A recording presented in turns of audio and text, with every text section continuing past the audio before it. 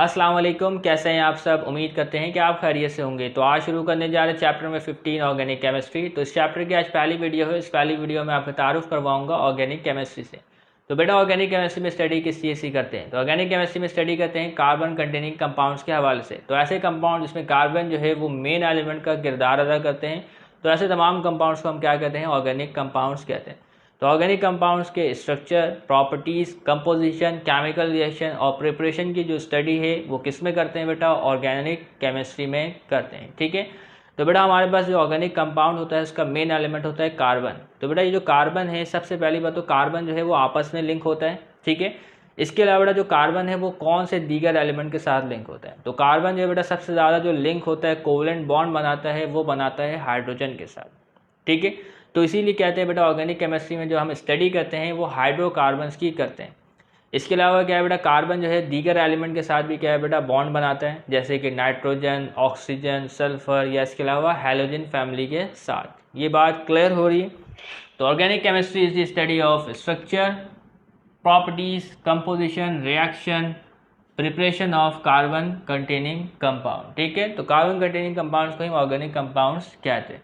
तो in a molecule of an organic compound carbon atoms are covalently linked. तो बेटा organic compound में जो आपके पास कार्बन एटम होता है वो कार्बन के साथ ही कोवलेंट बॉन्ड बनाता है। मिसाल के तौर पर बेटा यहाँ पे मैं एक कंपाउंड लिखता हूँ, जैसे देखें ये कार्बन है। ओके। तो देखिए बेटा ये कार्बन जो है कार्बन के साथ लिंक बना रहा है, ये कार्बन जो है कार्बन के साथ ही लिंक बना रहा है। और कौन सा बॉन्ड बना रहा है बेटा, कोवलेंट बॉन्ड बना रहा है। इसके बाद जब बेटा कार्बन किसी दूसरे एलिमेंट के साथ जो लिंक बनाता है यानी बॉन्ड बनाता है वो होता है हाइड्रोजन। ठीक है, बात क्लियर हो रही। तो आप यहाँ पे देख सकते हैं कार्बन जो है वो हाइड्रोजन के साथ केमिकल बॉन्ड बना रहा है। इसके अलावा क्या बेटा, दीगर एलिमेंट्स भी जो है वो कार्बन के साथ केमिकल बॉन्ड बना सकते हैं। तो in a molecule of an organic compound carbon atoms are covalently linked with each other and to the atom of other element such as hydrogen, oxygen, nitrogen, halogen and sulphur. तो बेटा carbon जो है सबसे ज़्यादा covalent bond जो बनाता है वो हाइड्रोजन के साथ बनाता है। तो इसलिए भी हम कहते हैं कि ऑर्गेनिक केमिस्ट्री में जो हम स्टडी करते हैं वो हाइड्रोकार्बन्स की करते हैं। ये बात क्लियर हो रही। तो organic chemistry deal with the study of hydrocarbon and their derivatives. तो बेटा हाइड्रोकार्बन्स के मायने तो आपको समझ में आ गया। तो अगर क्या है, कार्बन जो है वो सिर्फ और सिर्फ हाइड्रोजन से लिंक हो तो उन्हें हम क्या कहते हैं, हाइड्रोकार्बन कहते हैं। इसके अलावा बेटा इसके डेरिवेटिव्स की स्टडी करते हैं, यानी कि बेटा अगर इसमें से कोई हाइड्रोजन निकल जाए, ठीक है, हाइड्रोजन जो है वो रिप्लेस हो गया और यहाँ पे आगे क्या लग गया बेटा, एक हैलोजन लग गया, क्लोराइड लग गया। ठीक है। तो अब ये क्या कहलाएगा बेटा, डेरिवेटिव कहलाएगा। ओके। क्योंकि बेटा एक पेरेंट कंपाउंड से क्या बना है, हमारे पास एक डॉटर कंपाउंड बना है। ओके। तो इसी को क्या कहेंगे बेटा, डेरिवेटिव कहेंगे। इसी तरीके से बेटा यहाँ पे कोई आपके पास ब्रोमीन भी लग सकता है। बात क्लियर हो रही। तो ये हमारे पास क्या है बेटा, डेरिवेटिव्स मौजूद है।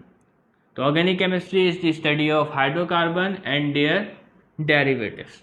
बात क्लियर हो रही। और इसके अलावा बेटा कुछ हिस्ट्री के हवाले से बात कर लेते हैं। तो 18वीं सदी से कबल ये ख्याल किया जाता था कि ऑर्गेनिक कंपाउंड जो हासिल होते हैं वो सिर्फ और सिर्फ लिविंग बॉडी से ही हासिल होते हैं, यानी प्लांट और एनिमल से। क्योंकि बेटा उस टाइम साइंसदानों ने ऑर्गेनिक कंपाउंड्स को लेबॉर्ट्री में तैयार करने की बहुत कोशिश की, लेकिन उसमें नाकाम हुए। तो उस नाकामी के बाद उन्होंने ऐसा समझा कि लिविंग बॉडी में एक वाइटल फोर्स मौजूद होती है। तो उस वाइटल फोर्स के ज़रिए से ही क्या है बेटा, ऑर्गेनिक कंपाउंड जो है एक लिविंग बॉडी में बनता है, यानी कि उसको क्या है बेटा, बाहर लेबॉर्ट्री में तैयार नहीं किया जा सकता। लेकिन उसके बाद एक साइंटिस्ट आए जिनका नाम है बेटा फ्रेडरिक वॉलर। तो उन्होंने क्या है बेटा, एक इनऑर्गेनिक कंपाउंड से ऑर्गेनिक कंपाउंड को तैयार करके दिखाया। तो उसके बाद एक नई जिद्दत का आगाज़ हुआ और उसके बाद क्या है बेटा, ऑर्गेनिक कंपाउंड जो है वो लेबॉर्ट्री में भी तैयार किए जाने लगे। ठीक है। तो ऐसे बहुत सारे ऑर्गेनिक कंपाउंड हैं जो कि बहुत ज़्यादा मिकदार में नहीं पाए जाते हैं। तो उनकी जो सिंथेसिस करते हैं वो कहाँ पर करते हैं बेटा, लेबॉर्ट्री में करते हैं। तो before 18th century term organic chemistry was used for only those substance that were obtained from animals and plants and could not be prepared in laboratory. ऐसा समझा जाता था कब बेटा, 18वीं सदी से कबल। ठीक है। लेकिन फिर उसके बाद क्या है, it was extensively believe by the chemist that there exist a vital force.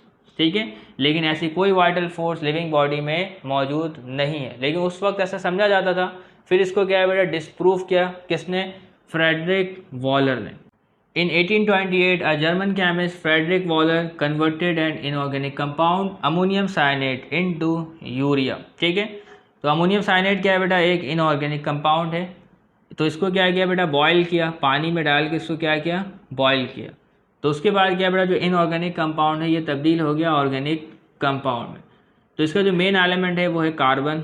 तो कार्बन जो है बेटा वो हाइड्रोजन से भी लिंक होता है, नाइट्रोजन से भी लिंक होता है, इसके अलावा ऑक्सीजन से भी लिंक होता है। ओके, बात क्लियर। तो उसके बाद क्या है बेटा, ऑर्गेनिक कंपाउंड को मसनूई तरीके से बनाने का जो अमल है वो शुरू हो जाता है। तो शुरू में ऑर्गेनिक केमिस्ट्री के आगाज़ में तो यही समझा जाता था कि ऑर्गेनिक कंपाउंड्स को तो बनाया ही नहीं जा सकता, लेकिन फ्रेडरिक वॉलर ने जब इसको साबित किया तो उसके बाद क्या है बेटा, एक कसीर मिकदार में ऑर्गेनिक कंपाउंड की क्वांटिटी जो है वो मौजूद है। ठीक है, अब इसके अलावा बेटा ऑर्गेनिक कंपाउंड जो है वो कहाँ कहाँ मौजूद होते हैं, हमारी रोज़मर्रा की ज़िंदगी में कहाँ कहाँ इस्तेमाल होते हैं। तो ऑर्गेनिक कंपाउंड इंक्लूड कार्बोहाइड्रेट। तो बेटा जितनी भी चीज़ें हम ग़िज़ा के तौर पर लेते हैं उनमें तमाम में कार्बोहाइड्रेट मौजूद होता है।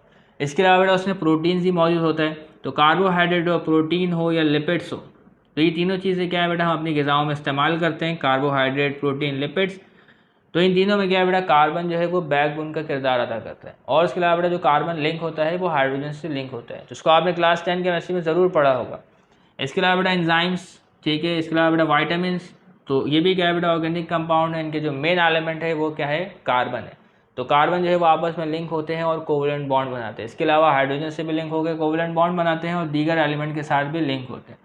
इसके अलावा जो जितनी ड्रग्स यानी अद्वियात इस्तेमाल करते हैं, फार्मास्यूटिकल प्रोडक्ट्स इस्तेमाल करते हैं, इसके अलावा बेटा पेट्रोलियम गाड़ी चलाने के लिए जितने भी इंजन हैं उनको रन करने के लिए या बिजली बनाने के लिए, तो तमाम क्या है बेटा आपके पेट्रोलियम मटेरियल वो एक ऑर्गेनिक कंपाउंड है।